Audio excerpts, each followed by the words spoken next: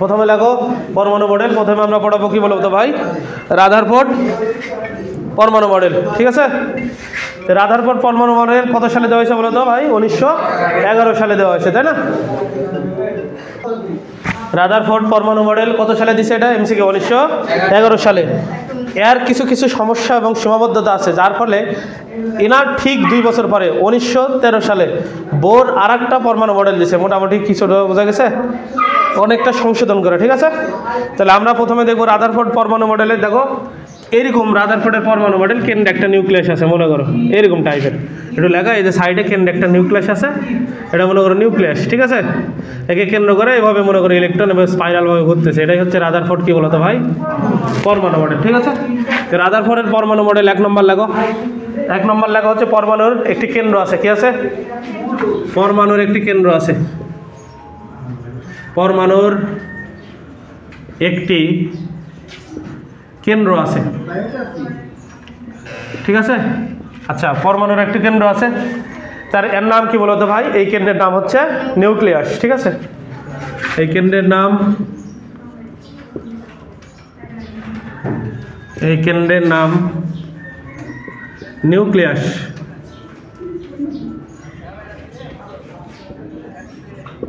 বুঝতে পারছো? এই কেন্দ্রের নাম হচ্ছে কি বলতো? নিউক্লিয়াস। নিউক্লিয়াসের ভিতরে থাকে প্রোটন এবং কি, গতদিন দেখেছিলাম ওটা। ঠিক আছে, প্রোটন এবং নিউট্রন। ঠিক আছে, তাহলে প্রোটন এবং কি থাকে? নিউট্রন। নিউক্লিয়াসের ভিতরে প্রোটন এবং নিউক্লিয়াসের বাইরে কি থাকে বলতো ভাই? ইলেকট্রনের অবস্থান করে। সেদিন দেখেছিলাম, কিন্তু ভাই রাদারফোর্ড প্রোটন টোটন এখনো নিয়ে আসেনি। ঠিক আছে, রাদারফোর্ড যেটা বলেছে নিউক্লিয়াসের ভিতরে থাকে প্রোটন এবং বাইরে থাকে কি? ইলেকট্রন। ভিতরে থাকে প্রোটন, বাইরে থাকে ইলেকট্রন। লাগো, তো নিউক্লিয়াসের ভিতরে কে থাকে? নিউক্লিয়াসের ভেতরে থাকে হচ্ছে প্রোটন এবং বাইরে থাকে কে? বাইরে থাকে ইলেকট্রন। ঠিক আছে, বাইরে থাকে ইলেকট্রন। এতটুকু তোলা হলে বলো, বাইরে থাকে ইলেকট্রন।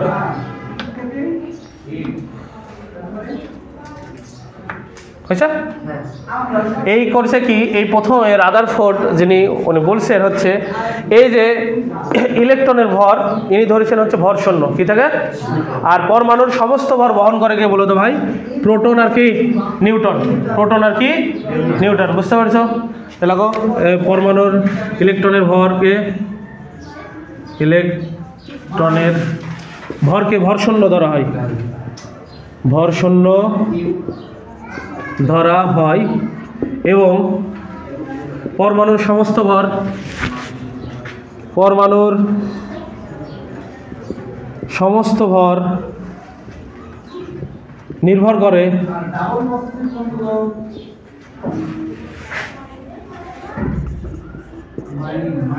নিউক্লিয়াসে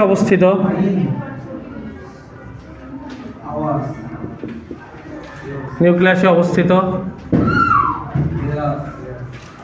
প্রোটন এবং নিউট্রনের উপর।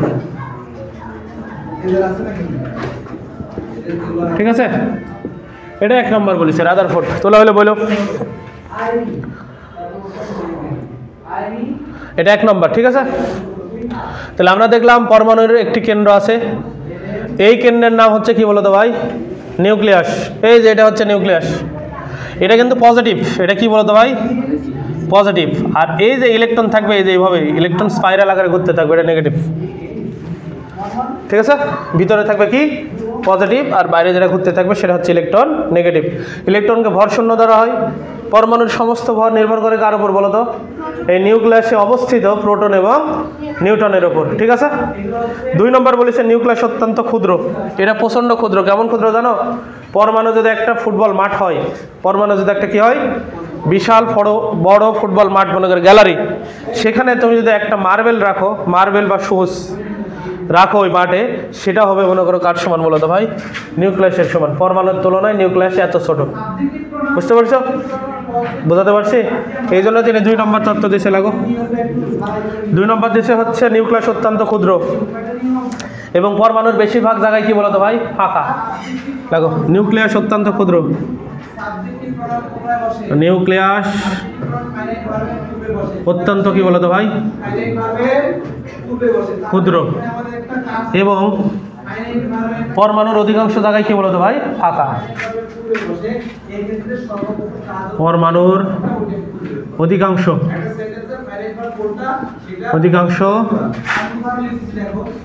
জায়গায় কি বলতো ভাই ফাঁকা। ঠিক আছে, এটা 2 নম্বর দিছে ভাই, যেহেতু বোর্ডে আর নিচে ধরছে, ধরবে এতটুক হাত দেখা যাচ্ছে। আচ্ছা তাহলে ওটা মিশা দেবো, সমস্যা নেই, নাও উপরে এতটুকু মনে হয়। আচ্ছা ঠিক আছে, নাও তাহলে 2 নম্বরটা লেখো। তাহলে কি বললাম বলো তো, যদি তুমি একটা ফুটবল মাঠ কল্পনা করো, ওই গ্যালারি মনে করো, উপর সব সহ ফাঁকা জায়গা সহ, ওখানে যদি একটা মার্বেল রাখো, মার্বেল মানে বোঝো যে আংটা খেলো না তোমরা বলো, ওইটা হবে নিউক্লিয়াস আর পুরোটা হবে পরমাণু।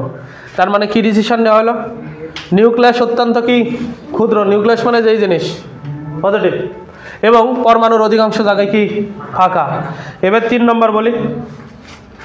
3 নম্বর যেটা করছে সেটা হচ্ছে সৌরজগতের সাথে কল্পনা করছে, তুলনা করছে। কার সঙ্গে তুলনা করছে? রাদারফোর্ড সৌরজগতের সাথে। যেমন সূর্যকে কেন্দ্র করে প্রত্যেকটা গ্রহ কি করতে থাকে বলো তো ভাই, ঘুরতে থাকে, তেমনি কি করে বলো তো ভাই, নিউক্লিয়াসকে কেন্দ্র করে ইলেকট্রনগুলো কি বলো তো ঘুরতে থাকে। বুঝেছ? তাহলে লাগো সবাই, সৌরজগতের সূর্যকে কেন্দ্র করে বিভিন্ন কক্ষপথে, যেমন সৌরজগৎকে দেখো, সৌর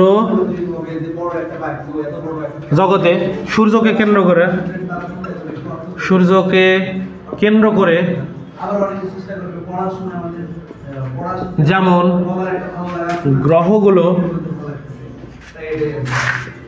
গ্রহগুলো ঘূর্ণায়মান থাকে, তেমনি ঠিক আছে পরমাণুতে নিউক্লিয়াসকে কেন্দ্র করে কি থাকে বলতো ভাই, ইলেকট্রনগুলো কি ঘুরতে থাকে। ঠিক আছে, তেমনি নিউক্লিয়াসকে কেন্দ্র করে কি থাকে বলতো ভাই, ইলেকট্রনগুলো কি ঘুরছে, তাই না? তেমনি নিউক্লিয়াসকে কেন্দ্র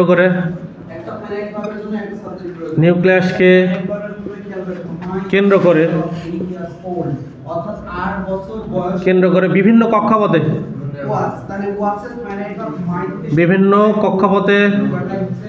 কে ঘুরছে বলতো ভাই, ইলেকট্রনগুলো ঘুরছে। ভাই ইলেকট্রন সবসময় ঘুরবে, কারণ প্রোটন এবং নিউট্রন হচ্ছে ভারী, সে নিউক্লিয়াসের মধ্যে থাকে। যেমন সৌরজগৎ কি হয় বলো, সৌরজগতের সেন্টারে কে থাকে সূর্য, সূর্যকে কেন্দ্র করে গ্রহগুলো কি হয় চারিদিকে আবর্তন করে না, তেমনি সৌরজগতের সাথে সূর্যের সাথে কল্পনা করো নিউক্লিয়াস, নিউক্লিয়াসকে কেন্দ্র করে, সূর্য মানে মনে করো নিউক্লিয়াস। এই রাদারফোর্ড করছে কি, সূর্যের সাথে তুলনা করছে কার বলো তো, নিউক্লিয়াসের। আর গ্রহগুলো যেমন সূর্যকে কেন্দ্র করে ঘুরে, এই গ্রহগুলোর তুলনা করছে কার সাথে বলো তো, ইলেকট্রনের সাথে। কার সাথে? ইলেকট্রনের সাথে। এই লাখে দেখো, সৌরজগতের সূর্যকে কেন্দ্র করে যেমন গ্রহগুলো ঘূর্ণায়মান থাকে, তেমনি নিউক্লিয়াসকে কেন্দ্র করে বিভিন্ন কক্ষপথে ইলেকট্রনগুলো কি থাকে বলো তো, ঘুরতে থাকে। তাহলে বিভিন্ন কক্ষপথে ইলেকট্রনগুলো কি থাকে বলো তো ভাই, ইলেকট্রনগুলো ঘুরতে থাকে। লাগো খালি শেষ, গুলো ঘূর্ণায়মান অবস্থায় থাকে। ঠিক আছে, তোলা হলো বলো।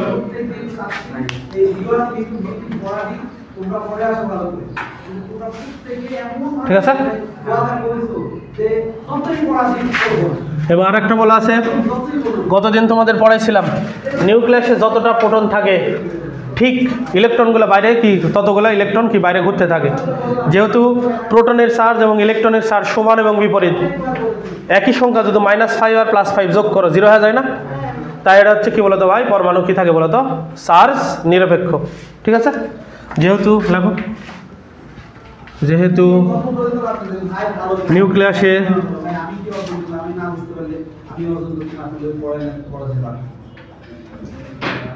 নিউক্লিয়াসে প্রোটন সংখ্যা বাইরে ঘূর্ণায়মান ইলেকট্রনের সমান থাকে, যেহেতু লেখো ভাই দেখো যেহেতু নিউক্লিয়াসের প্রোটন সংখ্যা, নিউক্লিয়াসের কি সংখ্যা? প্রোটন সংখ্যা বাইরে ঘূর্ণায়মান ইলেকট্রন সংখ্যার সমান থাকে। ইলেকট্রন সংখ্যার সমান থাকে, ঠিক আছে ভাই? কি জানি বলো তো? প্রোটন ধনাত্মক চার্জ ধর্মী এবং ইলেকট্রন কি ঋণাত্মক চার্জ ধর্মী।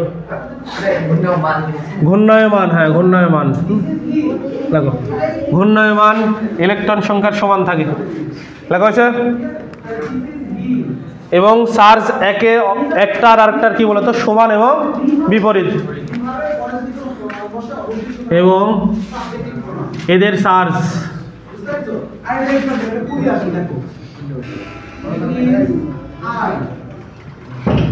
অপরটার সমান ও কি বলতো ভাই বিপরীত। সুতরাং পরমাণু কি হয় বলতো ভাই? চার্জ নিরপেক্ষ। কেন? চার্জ যতগুলো প্লাস আছে ততগুলো কি আছে? মাইনাস, ঠিক আছে? তাই পরমাণু সামগ্রিকভাবে কি বলতো ভাই? চার্জ শূন্য। পরমাণু সামগ্রিকভাবে কি? চার্জ শূন্য। তাই পরমাণু সামগ্রিকভাবে চার্জ শূন্য, চার্জ শূন্য থাকে। এটা হচ্ছে 3 নম্বর, ঠিক আছে? এবার 4 নম্বর, 4 নম্বরে যাব।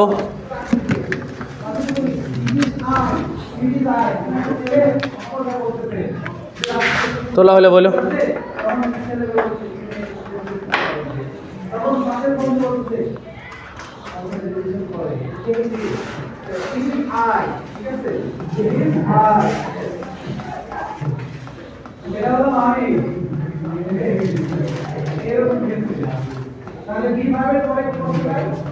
হয়েছে? 3 নম্বর সাইডে চলে গেছে। আচ্ছা কতটুকু গেছে বলো তো? আচ্ছা হবে, হ্যাঁ এতটুকুই লিখবো না, হলো? আচ্ছা যদি হয়ে থাকে এই আরেকটা 4 নম্বর লাগো। এটা কয় নম্বর বলেছে? রাদারফোর্ড 3 নম্বর। কত সালে? 1911 সালে, ঠিক আছে? ইনার সীমাবদ্ধতা কোথায় কোথায় কোথায় সমস্যা আছে সেটাও দেখাবো। 4 নম্বর লাগো। তাহলে কয়টা তথ্য দিছে? 4টা। 3 নম্বর হলো, 4 নম্বর লাগো। নিউক্লিয়াসে কি থাকে বলো তো ভাই? পজিটিভ চার্জ, এবং বাইরে থাকে কি? Electron, negative charge. তোমরা যতদিন ফিজিক্স পড়বা সমধর্মী চার্জ পরস্পরকে বিকর্ষণ করে, প্লাস প্লাস বিকর্ষণ করবে, মাইনাস মাইনাস বিকর্ষণ করবে, এবং বিপরীতধর্মী চার্জ পরস্পরকে কি করে? আকর্ষণ করে। ওই যে ছেলে মেয়ের মতন, বোঝা গেছে? ছেলে ছেলে আকর্ষণ হলে তো কাহিনী অন্য ঘটে যাবে, এটা সমাজ মানে নেবে না। এটা হচ্ছে মনে করো একটা, মনে করো আর অরাজকতা তৈরি হবে, সবাই সিসা কাট দেবে, তাই না? তেমনি সবাই যায় মনে করো কি বলতো তার বিপরীতের প্রতি আকর্ষণ। তাই এরা ব্যতিক্রম হয়নি, বুঝতে পারছো? নেগেটিভ চার্জ হচ্ছে ইলেকট্রন, এবং কেন্দ্রে থাকে কে বলতো ভাই? প্রোটন। তো ইলেকট্রন এবং প্রোটন কি হবে বলতো? পরস্পরকে কি আকর্ষণ করে। তো এর 4 নম্বরটা এটা বলেছে, লাগো ধনাত্মক চার্জবাহী, ধনাত্মক চার্জবাহী নিউক্লিয়াসের প্রতি, ধনাত্মক চার্জবাহী, ধনাত্মক এই ধনাত্মক চার্জবাহী নিউক্লিয়াসের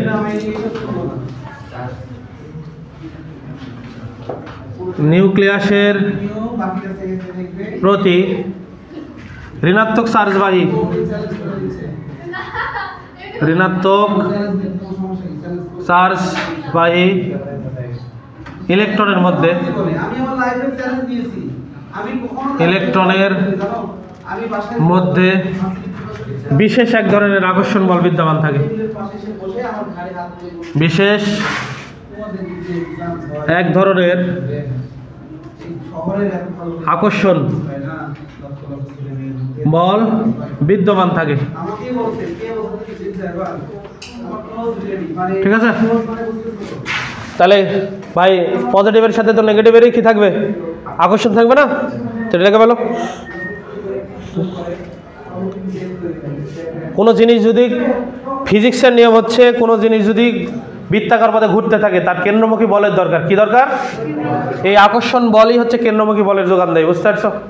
ফিজিক্স যতদিন পড়বে, এখন তোমাদের আমি বলি, ধরো তোমরা এই কলমে একটা সুতা বাঁধলা, সুতার আগায় মার্বেল বাঁধে এভাবে যদি ঘুরেও, কেন্দ্রমুখী বলের কে যোগান দেবে জানো? যদি এটা ঘুরে এই সুতার টান কি করবে, সুতায় বারে বারে টান লাগবে না, এভাবে যদি ঘুরেও গোল করে।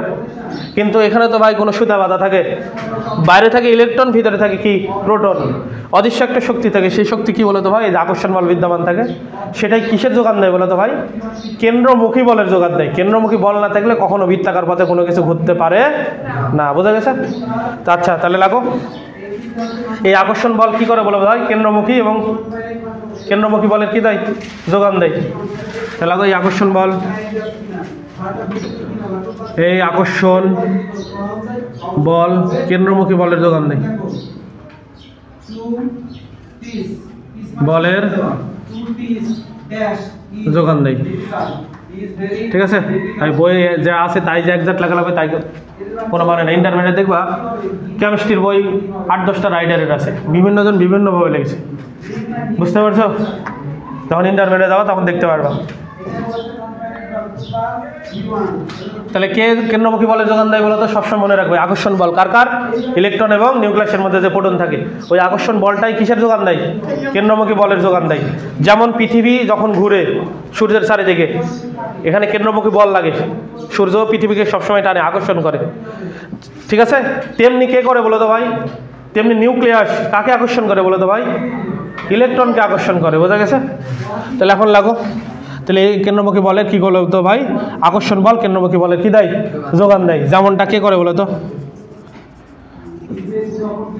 যেমনটা পৃথিবী, ঠিক আছে? যেমনটা সূর্য কি করে বলো তো ভাই? দেখো, সূর্যকে কেন্দ্র করে কি করে বলো তো ভাই? পৃথিবী করে। ঠিক আছে? যেমনটা সূর্যকে কেন্দ্র করে পৃথিবী ঘুরে,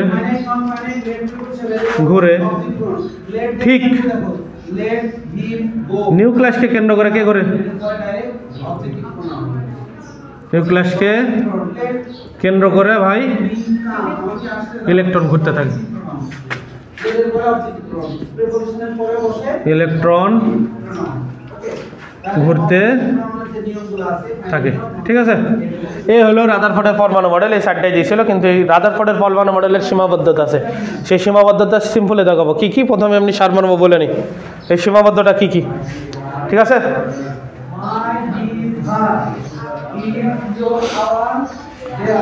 হ্যালো, এখন প্রশ্ন হচ্ছে রাদারফোর্ডের প্রথম সমস্যা হচ্ছে এটা নিউক্লিয়াস থাকলো, এরপরে কক্ষপথ সম্পর্কে বলা নাই।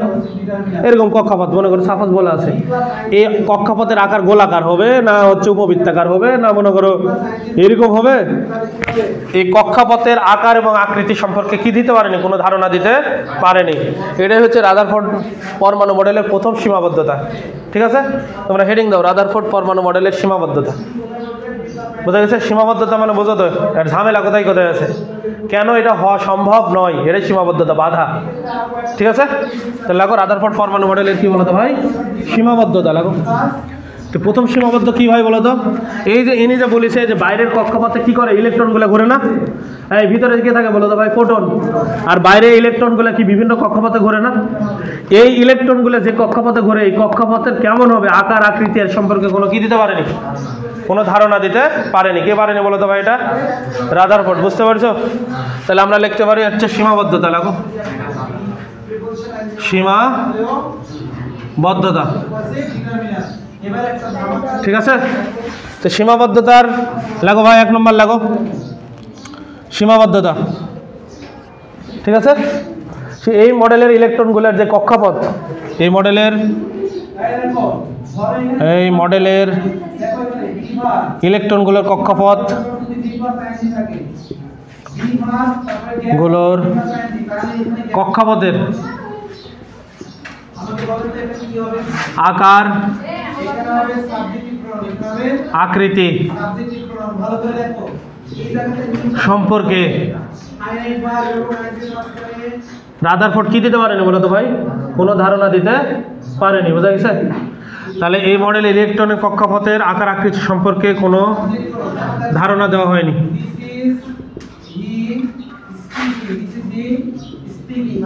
দেওয়া হয়নি, এটাই 1 নম্বর সীমাবদ্ধতা। ঠিক আছে, বা দিতে পারেননি তিনি, ধারণা দেওয়া হয়নি বা তিনি দিতে পারেননি, এটা হচ্ছে 1 নম্বর সীমাবদ্ধতা। ঠিক আছে, 2 নম্বর সীমাবদ্ধতা দেখব। ঠিক আছে, 2 নম্বর সীমাবদ্ধতা কি জানো? এই গ্রহগুলো যখন সূর্যের চারিদিকে ঘুরে, প্রত্যেকটা গ্রহর কোনো চার্জ নাই, ধনাত্মকও নাই ঋণাত্মকও নাই, কিন্তু এখানে ঝামেলা বাজলো কি, এখানে নিউক্লিয়াসকে কেন্দ্র করে কে করতেছে? ইলেকট্রন। নিউক্লিয়াস পজিটিভ চার্জ ধর্মী আর কি বলতো ইলেকট্রন কি নেগেটিভ চার্জ ধর্মী। তাই গ্রহগুলোর সাথে তুলনা করা মোটেও কি বলতো হয়নি, উচিত হয়নি। কেননা গ্রহগুলো হচ্ছে চার্জ নিরপেক্ষ, পৃথিবীর চার্জ হচ্ছে কি ধরা হয় বলো তো ভাই? 0, শূন্য। বোঝা গেছে? সূর্যের চার্জও কত ধরা হয়? 0। কিন্তু এই নিউক্লিয়াস, এই যে পরমাণুতে যেটা করতেছে ভাই বলো তো, কেন্দ্রে কি আছে বলো তো? ধনাত্মক চার্জ।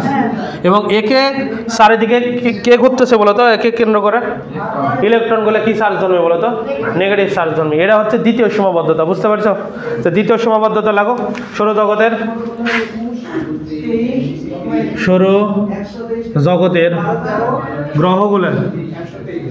গ্রহগুলো কি বলতো ভাই? চার্জ নিরপেক্ষ।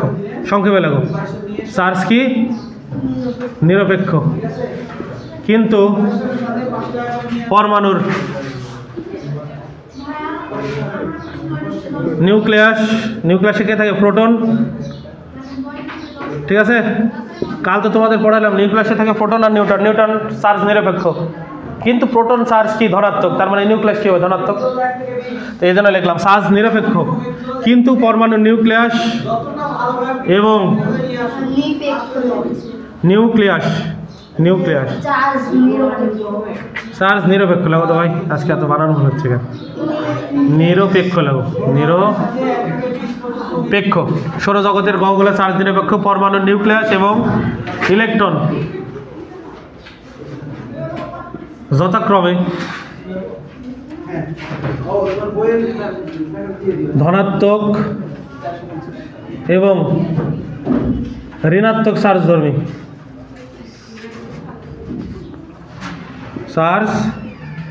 ঠিক আছে, এটাই হচ্ছে সমস্যা।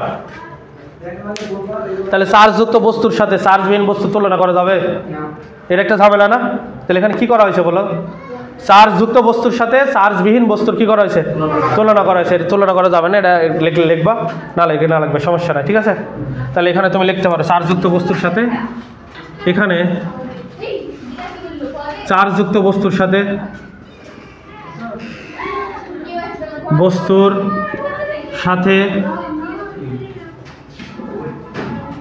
চার্জ নিরপেক্ষ বস্তুর তুলনা করা উচিত হয়নি।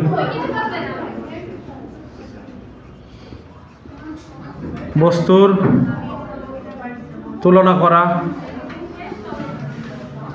উচিত হয়নি, এটাই দ্বিতীয় সীমাবদ্ধতা। ঠিক আছে,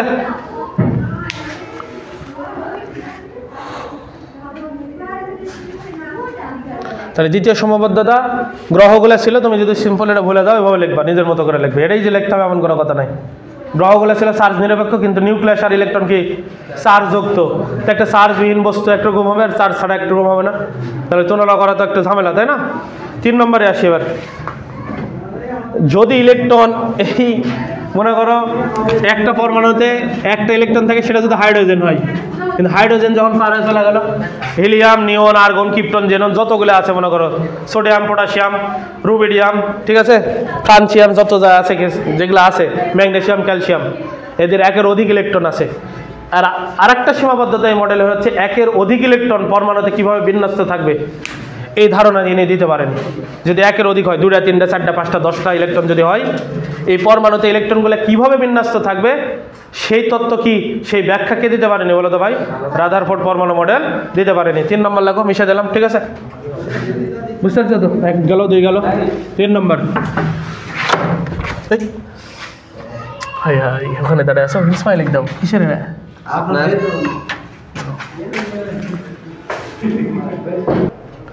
তাহলে এটা হইল। এখন করো তো ভাই 3 নম্বর লাগো, একের অধিক লাগো। একের অধিক ইলেকট্রন, মানে ইলেকট্রন বিশিষ্ট পরমাণুতে ইলেকট্রনগুলো কিভাবে বিন্যস্ত থাকবে বা চারিদিকে কিভাবে ভ্রমণ করবে, চারিদিকে কিভাবে ঘুরবে, এই তত্ত্বটা কে দিতে পারেনি বলো তো? এটা হচ্ছে এই ধারণা এই মডেলে কোনো দেওয়া হয় নেই। তাহলে লাগো একের অধিক,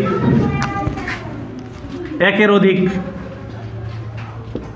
একের অধিক ইলেকট্রনগুলো বা ইলেকট্রন বিশিষ্ট পরমাণুতে, ইলেকট্রন বিশিষ্ট পরমাণুতে ইলেকট্রনগুলো কিভাবে বিন্যস্ত থাকবে, টনগুলো কিভাবে বিন্যস্ত থাকবে,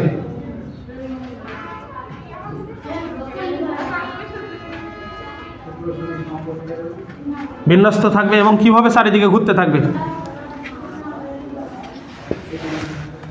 এবং কিভাবে নিউক্লিয়াসের চারিদিকে ঘুরতে থাকবে, নিউক্লিয়াসের চারিদিকে ঘুরতে থাকবে,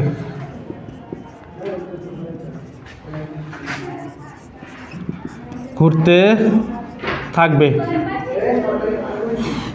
তার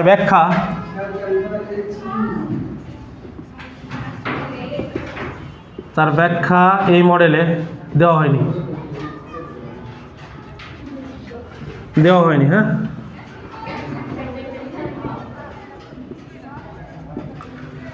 সবচেয়ে বড় সীমাবদ্ধতা হচ্ছে 4 নম্বর। ম্যাক্সওয়েল কি জিনিস বলেছে জানো? ম্যাক্সওয়েল ফিজিক্সের নিয়ম হচ্ছে এই যে ম্যাক্সওয়েল প্লাসের চারিদিকে যদি এরকম করে যদি কি হয় বলো তো ভাই, ইলেকট্রন যদি ঘুরতে থাকে প্লাসের চারিদিকে, এই প্লাস মনে করো হচ্ছে ধনাত্মক চার্জের চারিদিকে যদি নেগেটিভ চার্জ চারিদিকে ঘুরতে থাকে, তখন কী করবে জানো? শক্তি ছাড়া দেবে বাড়ি। কী করবে? শক্তি বিকিরণ করে এটা যায় কেন্দ্রে পতিত হবে। কোথায় হবে? এভাবে ঘুরবে। তখন এইদিকে দেখো, এইদিকে ঘোরা শুরু করবে, এদিকে ঘুরতেছে তো শক্তি ছাড়া দেয় পরমাণুর কাছে যাবে, আরও শক্তি ছাড়া দেয় কী করবে বলো তো ভাই, আরও এই নিউক্লিয়াসের কাছে যাবে, আরও শক্তি বিকিরণ করে নিউক্লিয়াসে যা পতিত হয়ে যাবে, নিউক্লিয়াসের মধ্যে ঢুকে যাবে। ভাই নিউক্লিয়াসের মধ্যে যদি ঢুকে যায়, প্লাস আর মাইনাস যদি এক জায়গায় ভিতরে ঢুকে যায়, তাহলে নিউট্রাল হয়ে এখানে কিছু থাকবে, পরমাণুর অস্তিত্বই থাকে না। ম্যাক্সওয়েলের তত্ত্ব অনুসারে যদি কোনো ধনাত্মক চার্জের চারিদিকে নেগেটিভ চার্জ ঘুরতে থাকে, শক্তি বিকিরণ করে আস্তে আস্তে ব্যাসার্ধ কমতে থাকে, কমতে এক সময় কেন্দ্রের মধ্যে ঢুকে যায়, কেন্দ্রে পতিত হয়। বোঝা গেছে? কেন্দ্রে যদি পতিত হয়, পরমাণুই তো অস্তিত্ব থাকলো, নিউক্লিয়াসের মধ্যে সব ঢুকে গেল। বোঝা গেছে? তার মানে এই 4 নম্বর অনুসারে যদি এই তত্ত্ব, এই যে এই রাদারফোর্ডের তত্ত্ব সবচেয়ে বড় সীমাবদ্ধতা এটা। তুই পরমাণু একটু পরেই, এই যে পরমাণু উৎপন্ন হলো, কয়েক সেকেন্ড পরে পরমাণু হাওয়া, আর নাই, পরমাণুই নাই পৃথিবীর। এবার চলতে থাকে, তাহলে পৃথিবী থাকবে? এক সময় দেখো পৃথিবী হাওয়া হয়ে গেছে, বস্তুই না। বুঝতে পারছো? তাহলে 4 নম্বরটা লাগো, আজকে এই পর্যন্তই পড়াবো। লাগো ম্যাক্সওয়েলের, এটা 3 নম্বর হলো ম্যাক্সওয়েলের। লাগো ম্যাক্সওয়েলের তত্ত্ব অনুসারে, লেখা হবে ম্যাক্সওয়েলের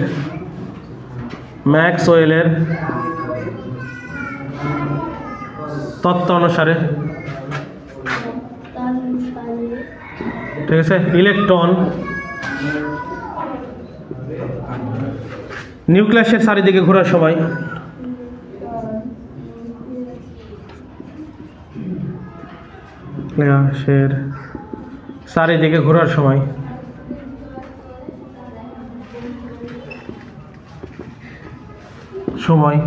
শক্তি কি করতে থাকে বলো তো ভাই? বিকিরণ করতে থাকে। বুঝতে পারছো?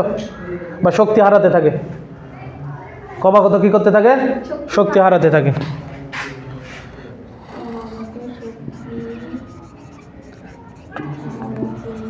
ক্রমাগত শক্তি হারাতে থাকে। এটা কি আসছে ইয়াতে?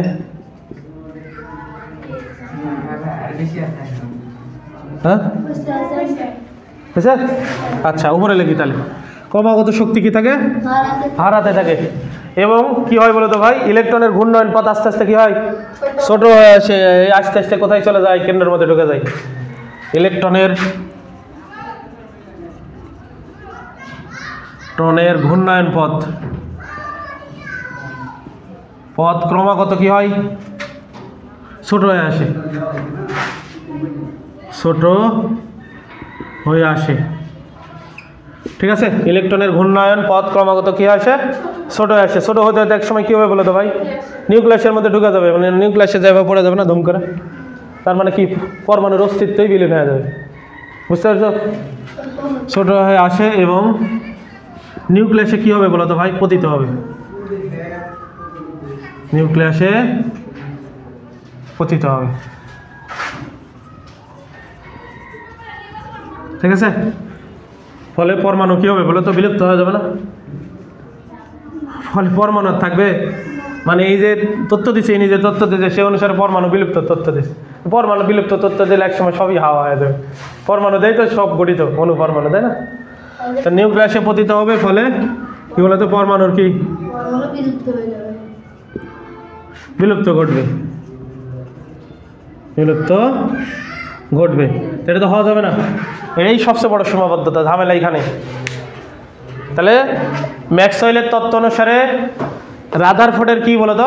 পরমাণু মডেল সঠিক নয়। কিন্তু এটা সুবিধা কি? একটা জিনিস যখন আবিষ্কার হয় প্রথমে কমা দেখে আবিষ্কার হয়, ত্রুটিপূর্ণ থাকে, অনেক কিছু থাকে, কিন্তু সে তো তথ্য দিছে, এটা আছে সংশোধন বর্জন করতে করতে করতে করতে একটা ভালো জায়গায় যায় পৌঁছা যায়। যেহেতু ইনি একটা ধারণা দিছে, এর ঠিক 2 বছর পরে 1913 সালে নিলস বোর আর একটা তথ্য দিছে। ওটাও যে একবারে সঠিক সম্পূর্ণ 100% তাও না, কিন্তু কাছাকাছি। কারণ নীল বোর যখন দেখলো রাদারফোর্ড একটা তত্ত্ব দিছে, সে গবেষণা শুরু করলো, পরে আরও ভালোভাবে দেখলো, পর্যবেক্ষণ করে কী কাহিনী ঘটতেছে আর সীমাবদ্ধতা কোথায়। এই সীমাবদ্ধতা দূর করতে হলে কী কী জায়গায় সংশোধন আনা দরকার, এর চেয়ে একটু আপডেট তথ্য দিছে কে বলো তো ভাই? Nils bore. কয় বছর পরে? 2 বছর পরে। এটা 1911, ওটা দিছে 1913 সালে। বুঝতে পারছো? আজ এই পর্যন্ত থাকলো। ঠিক আছে? এগুলো থিওরি পড়া যেহেতু সমস্যা নেই, তোমরা একটু মুখস্থ করবা।